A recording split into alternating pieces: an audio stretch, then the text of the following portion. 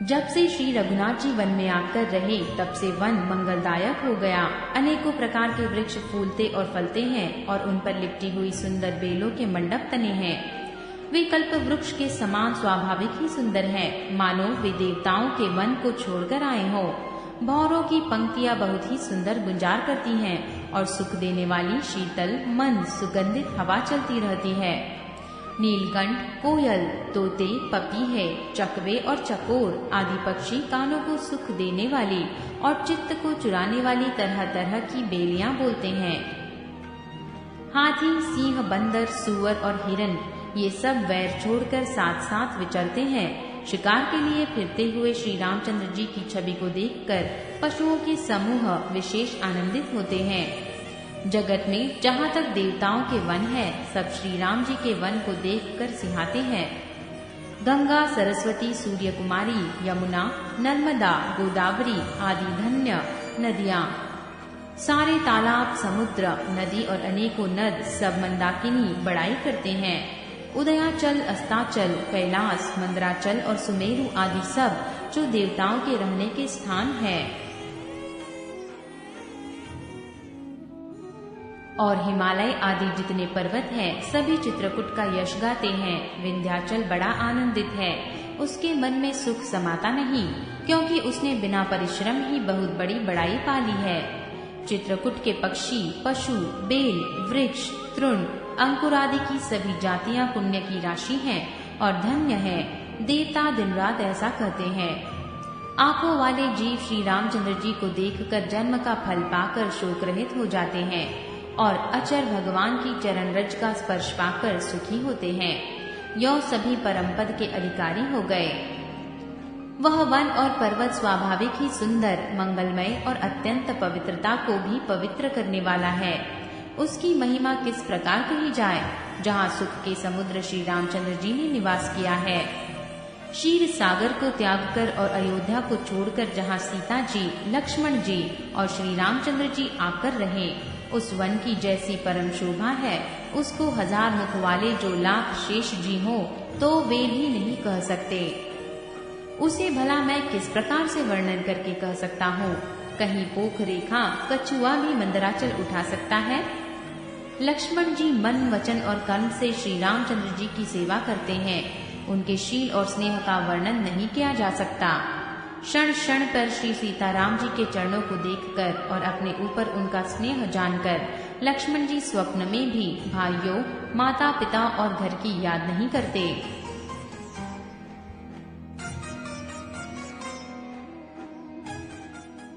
श्री रामचंद्र जी के साथ सीता जी अयोध्यापुरी कुटुंब के लोग और घर की याद भूलकर बहुत ही सुखी रहती हैं। क्षण क्षण पर पति श्री रामचंद्र जी के चंद्रमा के समान मुख को देखकर वे वैसे ही परम प्रसन्न रहती हैं, जैसे चकोर कुमारी चंद्रमा को देखकर। स्वामी का प्रेम अपनी प्रति नित्य बढ़ता हुआ देखकर सीता जी ऐसी हर्षित रहती हैं, जैसे दिन में चकवी। सीता जी का मन श्री रामचंद्र जी के चरणों में अनुरक्त है, इससे उनको वन हजारों अवध के समान प्रिय लगता है। प्रियतम के साथ पर्णकुटी प्यारी लगती है। मृग और पक्षी प्यारे कुटुंबियों के समान लगते हैं। मुनियों की स्त्रियां यास के समान, श्रेष्ठ मुनि ससुर के समान और कंदमूल फलों का आहार उनको अमृत के समान लगता है। स्वामी के साथ सुंदर साथरी सैकड़ों कामदेव की सेजों के समान सुख देने वाली है, जिनके देखने मात्र से जीव लोकपाल हो जाते हैं। उनको कहीं भोग विलास मोहित कर सकते हैं। जिन श्री रामचंद्र जी का स्मरण करने से ही भक्तजन तमाम भोग विलास को तिनके के समान त्याग देते हैं, उन श्री रामचंद्र जी की प्रिय पत्नी और जगत की माता सीता जी के लिए यह कुछ भी आश्चर्य नहीं है।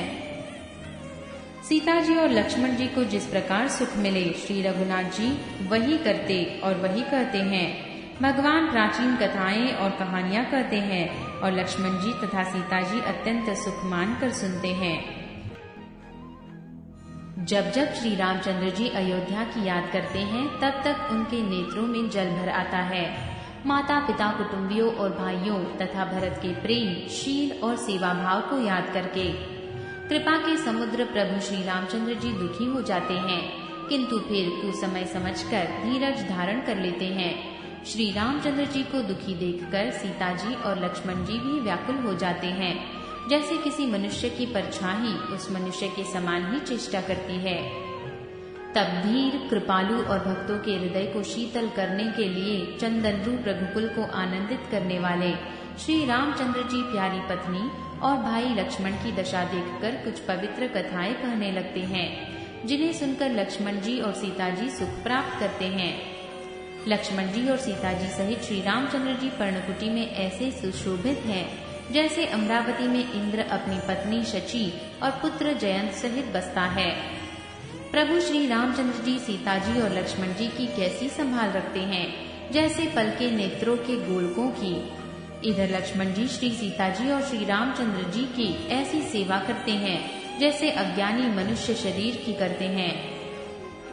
पशु, पक्षु, देवता और तपस्वियों के हितकारी प्रभु इस प्रकार सुखपूर्वक वन में निवास कर रहे हैं। तुलसीदास जी कहते हैं, मैंने श्री रामचंद्र जी का सुंदर वनगमन कहा, अब जिस तरह सुमंत्र अयोध्या में आए वह कथा सुनो। प्रभु श्री रामचंद्र जी को पहुंचाकर जब निषादराज लौटा, तब आकर उसने रथ को मंत्री सहित देखा। मंत्री को व्याकुल देखकर निषाद को जैसा दुख हुआ वह कहा नहीं जाता। सुमंत्र हा राम हा सीते हा लक्ष्मण पुकारते हुए बहुत व्याकुल होकर धरती पर गिर पड़े। घोड़े दक्षिण दिशा की ओर देख देख कर हिनहिनाते हैं, मानो बिना पंख के पक्षी व्याकुल हो रहे हैं। वे न तो घास चरते हैं न पानी पीते हैं, केवल आंखों से जल बहा रहे हैं। श्री रामचंद्र जी के घोड़ों को इस दशा में देखकर सब निषाद व्याकुल हो गए।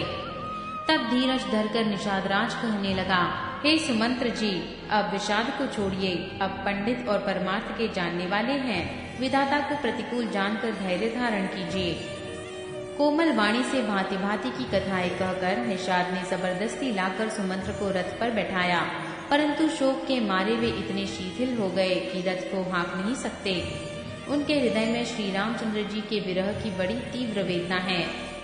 घोड़े तड़फड़ाते हैं और रास्ते पर नहीं चलते, मानो जंगली पशु लाकर रथ में जोत दिए गए हों। वे श्री रामचंद्र जी के वियोगी घोड़े कभी ठोकर खाकर गिर पड़ते हैं, कभी घूमकर पीछे की ओर देखने लगते हैं। वे तीक्ष्ण दुख से व्याकुल हैं। जो कोई राम, लक्ष्मण या जानकी जी का नाम लेता है, घोड़े हिकर हिकर कर उसकी ओर प्यार से देखने लगते हैं। घोड़ों की विरह दशा कैसे कही जा सकती है। वे ऐसे व्याकुल हैं जैसे मणि के बिना सांप व्याकुल होता है। मंत्री और घोड़ों की यह दशा देखकर निषादराज विषाद के वश हो गया। तब उसने अपने 4 उत्तम सेवक बुलाकर सारथी के साथ कर दिए। निषादराज गुह सारथी को पहुंचाकर लौटा। उसके विरह और दुख का वर्णन नहीं किया जा सकता। वे चारों निषाद रथ लेकर अवध को चले। वे भी क्षण क्षण भर विषाद में डूबे जाते थे। व्याकुल और दुख से दीन हुए सुमंत्र जी सोचते हैं कि श्री रघुवीर के बिना जीने को धिक्कार है। आखिर यह अधम शरीर रहेगा तो है ही नहीं। अभी श्री रामचंद्र जी के बिछुड़ते ही छूटकर इसने यश नहीं ले लिया। ये प्राण अपयश और पाप के भाड़े हो गए। अब ये किस कारण पूछ नहीं करते। हाय नीच मन, मौका चूक गया। अब भी तो हृदय के 2 टुकड़े नहीं हो जाते। सुमंत्र हाथ मल मल कर और सिर पीट पीट कर पछताते हैं, मानो कोई कंजूस धन का खजाना खो बैठा हो। वे इस प्रकार चले मानो कोई बड़ा योद्धा वीर का बाना पहनकर और उत्तम शूरवीर कहलाकर युद्ध से भाग चला हो। जैसे कोई विवेकशील वेद का ज्ञाता, साधु सम्मत आचरणों वाला और उत्तम जाति का ब्राह्मण धोखे से मदिरा पी ले और पीछे पछतावे, उसी प्रकार मंत्री सुमंत्र सोच कर रहे हैं। जैसे किसी उत्तम कुल वाली साधु स्वभाव की, समझदार और मन वचन कर्म से पति को ही देवता मानने वाली पतिव्रता स्त्री को भाग्यवश पति को छोड़कर रहना पड़े, उस समय उसके हृदय में जैसे भयानक संताप होता है, वैसे ही मंत्री के हृदय में ही रहा है। नेत्रों में जल भरा है, दृष्टि मंद हो गई है, कानों से सुनाई नहीं पड़ता, व्याकुल हुई बुद्धि बेठिकाने हो रही है, ओठ सूख रहे हैं, मुंह में लाठी लग गई है, किंतु प्राण नहीं निकलते, क्योंकि हृदय में अवध रूपी किवाड़ लगे हैं। सुमंत्र जी के मुख का रंग बदल गया है, जो देखा नहीं जाता। ऐसा मालूम होता है मानो इन्होंने माता पिता को मार डाला हो। उनके मन में रम वियोग रूपी हानि की महान ग्लानि छा रही है, जैसे कोई पापी मनुष्य नरक को जाता हुआ रास्ते में सोच कर रहा हो। मुंह से वचन नहीं निकलते, हृदय में पछताते हैं कि मैं अयोध्या में जाकर क्या देखूंगा। श्री रामचंद्र जी से शून्य रथ को जो भी देखेगा वही मुझे देखने में संकोच करेगा। नगर के सब व्याकुल स्त्री पुरुष जब दौड़कर मुझसे पूछेंगे, तब मैं हृदय पर वज्र रखकर सबको उत्तर दूंगा। जब दीन दुखी सब माताएं पूछेंगी, तब हे विधाता मैं उन्हें क्या कहूँगा। जब लक्ष्मण जी की माता मुझसे पूछेंगी, तब मैं उन्हें कौन सा सुखदायी संदेशा दूंगा। श्री राम जी की माता जब इस प्रकार दौड़ी आवेंगी, जैसे नई ब्याई हुई गौ बछड़े को याद करके दौड़ी आती है, तब उनके पूछने पर मैं उन्हें यह उत्तर दूंगा कि श्री राम लक्ष्मण सीता वन को चले गए। जो भी पूछेगा उसे यही उत्तर देना पड़ेगा, हाय अयोध्या जाकर अब मुझे यही सुख लेना है। जब दुख से दीन महाराज, जिनका जीवन श्री रघुनाथ जी के ही अधीन है, मुझसे पूछेंगे, तब मैं कौन सा मुंह लेकर उन्हें उत्तर दूंगा कि मैं राजकुमारों को कुशल पूर्वक पहुंचा आया हूँ। लक्ष्मण सीता और श्री राम का समाचार सुनते ही महाराज तिनके की तरह शरीर को त्याग देंगे। प्रियतम रूपी जल के बिछुड़ते ही मेरा हृदय कीचड़ की तरह फट नहीं गया। इससे मैं जानता हूँ कि विधाता ने मुझे यह यातना शरीर ही दिया है। सुमंत्र इस प्रकार मार्ग में पछतावा कर रहे थे। इतने में ही रथ तुरंत तमसा नदी के तट पर आ पहुंचा। मंत्री ने विनय करके चारों निषादों को विदा किया। ये विषाद से व्याकुल होते हुए सुमंत्र के पैरों पर पड़कर लौटे।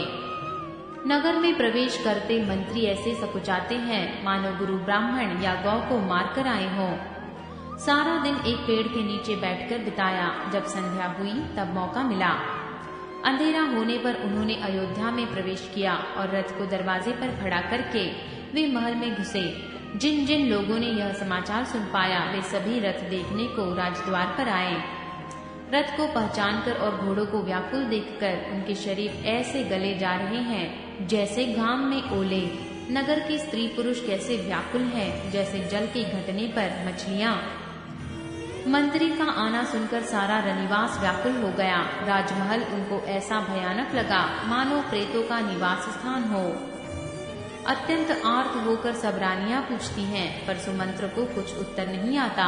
उनकी वाणी विकल हो गई है, न कानों से सुनाई पड़ता है और न आंखों से कुछ सूझता है। वे जो भी सामने आता है उससे पूछते हैं, कहो राजा कहाँ है। दासियां मंत्री को व्याकुल देखकर उन्हें कौशल्या जी के महल में लिवा गई। सुमंत्र ने जाकर वहां राजा को कैसा देखा मानो बिना अमृत का चंद्रमा हो। राजा आसन शैया और आभूषणों से रहित बिल्कुल मलिन पृथ्वी पर पड़े हुए हैं। वे लंबी सांसें लेकर इस प्रकार सोच करते हैं मानो राजा यायाति स्वर्ग से गिरकर सोच कर रही हो। राजा क्षण क्षण में सोच से छाती भर लेते हैं। ऐसी विकल दशा है मानो संपाती पंखों के जल जाने पर गिर पड़ा हो। राजा राम राम, हाँ स्नेही प्यारे राम कहते हैं, फिर हाँ राम, हाँ लक्ष्मण, हाँ जानकी ऐसा कहने लगते हैं। मंत्री ने देखकर जय जीव कहकर दंडवत प्रणाम किया। सुनते ही राजा व्याकुल होकर उठे और बोले, सुमंत्र कहो राम कहाँ है। राजा ने सुमंत्र को हृदय से लगा लिया, मानो डूबते हुए आदमी को कुछ सहारा मिल गया हो। मंत्री को स्नेह के साथ पास बैठाकर नेत्रों में जल भरकर राजा पूछने लगे, हे मेरे प्रेमी सखा, श्री राम की कुशल कहो। बताओ श्री राम लक्ष्मण और जानकी कहाँ हैं? उन्हें लौटा लाए हो कि वे वन को चले गए? यह सुनते ही मंत्री के नेत्रों में जल भर आया। शोक से व्याकुल होकर राजा फिर पूछने लगे, सीता, राम और लक्ष्मण का संदेशा तो कहो। श्री रामचंद्र जी के रूप, गुण, शील और स्वभाव को याद कर करके राजा हृदय में सोच करते हैं। मैंने राजा होने की बात सुनाकर वनवास दे दिया। यह सुनकर भी जिसके मन में हर्ष और विषाद नहीं हुआ, ऐसे पुत्र के बिछुड़ने पर भी मेरे प्राण नहीं गए, तब मेरे समान बड़ा पापी कौन होगा। हे सखा, श्री राम, जानकी और लक्ष्मण जहाँ हैं, मुझे भी वहीं पहुँचा दो, नहीं तो मैं सत्य भाव से कहता हूँ कि मेरे प्राण अब चलना ही चाहते हैं। राजा बार बार मंत्री से पूछते हैं, मेरे प्रियतम पुत्रों का संदेशा सुनाओ। हे सखा, तुम तुरंत वही उपाय करो जिससे श्री राम, लक्ष्मण और सीता को मुझे आंखों दिखा दो। मंत्री धीरज धरकर कोमल वाणी से बोले, महाराज, आप पंडित और ज्ञानी हैं। हे देव, आप शूरवीर तथा उत्तम धैर्यवान पुरुषों में श्रेष्ठ हैं। आपने सदा साधुओं के समाज का सेवन किया है। जन्म मरण, सुख दुख के, भोग हानि लाभ, प्यारों का मिलना बिछुड़ना, ये सब है स्वामी, काल और कर्म के अधीन रात और दिन की तरह बरबस होते रहते हैं। मूर्ख लोग सुख में हर्षित होते हैं और दुख में रोते हैं, पर धीर पुरुष अपने मन में दोनों को सम्मान समझते हैं। हे सबके हितकारी, आप विवेक विचार कर धीरज धरिए और शोक का परित्याग कीजिए। श्री राम जी का पहला निवास तमसा के तट पर हुआ, दूसरा गंगा तीर पर। सीता जी सहित दोनों भाई उस दिन स्नान करके जल पीकर ही रहे। केवट ने बहुत सेवा की, वह रात सिंगरौर में ही बिताई। दूसरे दिन सवेरा होते ही बड़ का दूध मंगवाया और उससे श्री राम लक्ष्मण ने अपने सिरों पर जटाओं के मुकुट बनाए। तब श्री रामचंद्र जी के सखा निषादराज ने नाव मंगवाई। पहले प्रिया सीता जी को उस पर चढ़ाकर फिर श्री रघुनाथ जी चढ़े, फिर लक्ष्मण जी ने धनुष बाण सजाकर रखे और प्रभु श्री रामचंद्र जी की आज्ञा पाकर स्वयं चढ़े।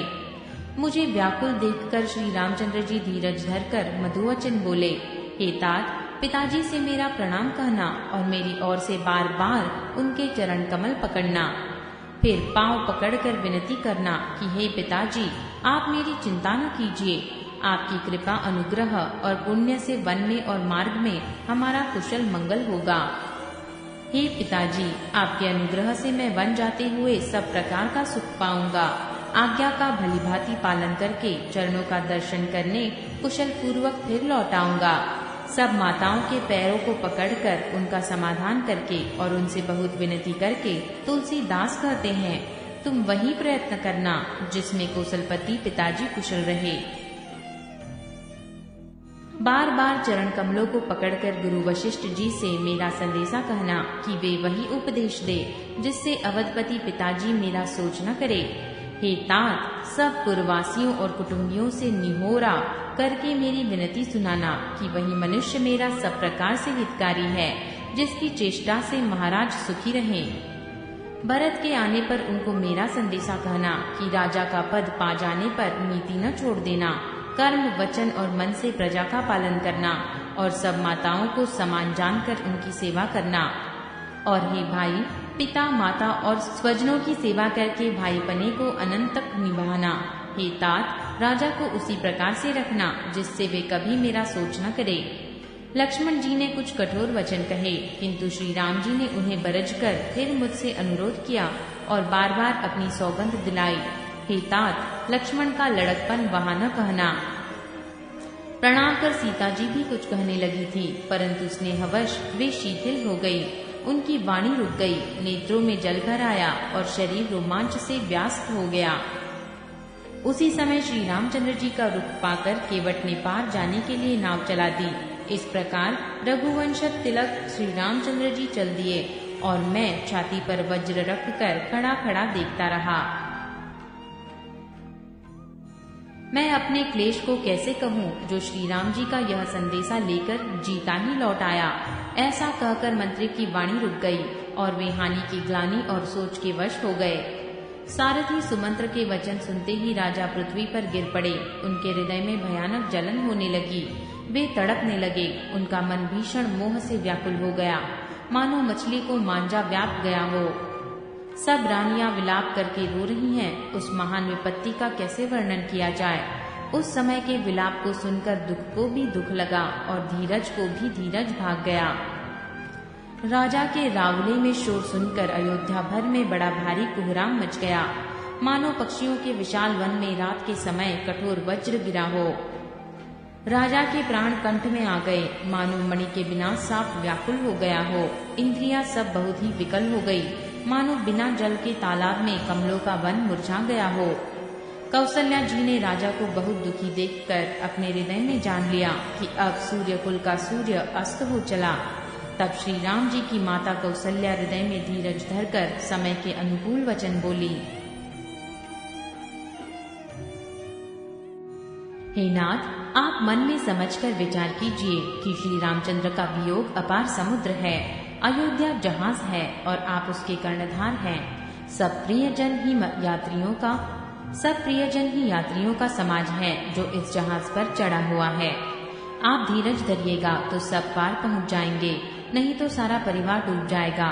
हे प्रिय स्वामी, यदि मेरी विनती हृदय में धारण कीजिएगा तो श्री राम, लक्ष्मण, सीता फिर आ मिलेंगे। प्रिय पत्नी कौसल्या के कोमल वचन सुनते हुए राजा ने आंखें खोलकर देखा, मानो तड़पती हुई दीन मछली पर कोई शीतल जल छिड़क रहा हो। धीरज धरकर राजा उठ बैठे और बोले, सुमंत्र, कहो कृपालु श्री राम कहाँ है, लक्ष्मण कहाँ है, स्नेही राम कहाँ है और मेरी प्यारी बहू जानकी कहाँ है। राजा व्याकुल होकर बहुत प्रकार से विलाप कर रहे हैं। वह रात युग के समान बड़ी हो गई, बीतती ही नहीं। राजा को अंधे तपस्वी के शाप की याद आई। उन्होंने सब कथा कौसल्या को कह सुनाई। इस इतिहास का वर्णन करते करते राजा व्याकुल हो गए और कहने लगे कि श्री राम के बिना जाने की आशा को धिक्कार है। मैं उस शरीर को रखकर क्या करूंगा जिसमें मेरा प्रेम का प्रण नहीं निभाहा। हाँ, रघुकुल को आनंद देने वाले मेरे प्राण प्यारे राम, तुम्हारे बिना जीते हुए मुझे बहुत दिन बीत गए। हाँ जानकी, लक्ष्मण, हाँ रघुवीर, हाँ पिता के चित्तरूपी चातक के हित करने वाले मेघ।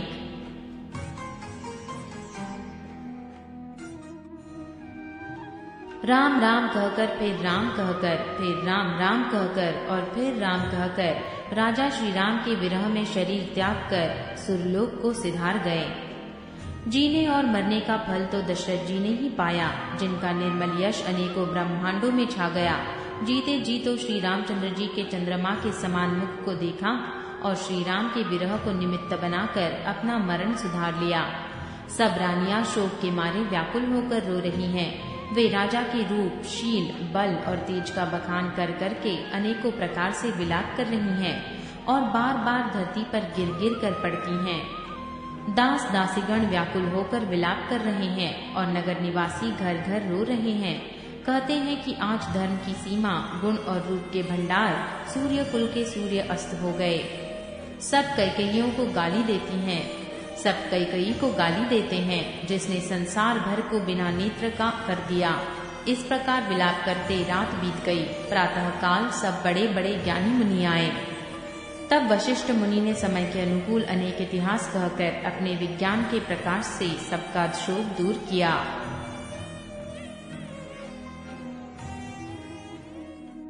वशिष्ठ जी ने नाव में तेल भरवाकर राजा के शरीर को उसमें रखवा दिया। फिर दूतों को बुलवाकर उनसे ऐसा कहा, तुम लोग जल्दी दौड़कर भरत के पास जाओ। राजा की मृत्यु का समाचार कहीं किसी से न कहना। जाकर भरत से इतना ही कहना कि दोनों भाइयों को गुरुजी ने बुलवा भेजा है। मुनि की आज्ञा सुनकर धावन दौड़े। वे अपने वेग से उत्तम घोड़ों को भी लजाते हुए चले। जब से अयोध्या में अनर्थ प्रारंभ हुआ, तभी से भरत जी को अपशकुन होने लगे। वे रात को भयंकर स्वप्न देखते थे और जागने पर करोड़ों तरह की बुरी बुरी कल्पनाएं किया करते थे। वे प्रतिदिन ब्राह्मणों को भोजन कराकर दान देते थे। अनेकों विधियों से रुद्राभिषेक करते थे। महादेव जी को हृदय में मनाकर उनसे माता पिता, कुटुंबी और भाइयों का कुशल क्षेम मांगते थे। भरत जी इस प्रकार मन में चिंता कर रहे थे कि दूत आ पहुँचे। गुरु जी की आज्ञा कानों से सुनते ही वे गणेश जी को मनाकर चल पड़े। हवा के समान वेग वाले घोड़ों को हाँकते हुए वे विकट नदी, पहाड़ तथा जंगलों को लांघते हुए चले। उनके हृदय में बड़ा सोच था, कुछ सुहाता न था। मन में ऐसा सोचते थे कि उड़कर पहुंच जाओ।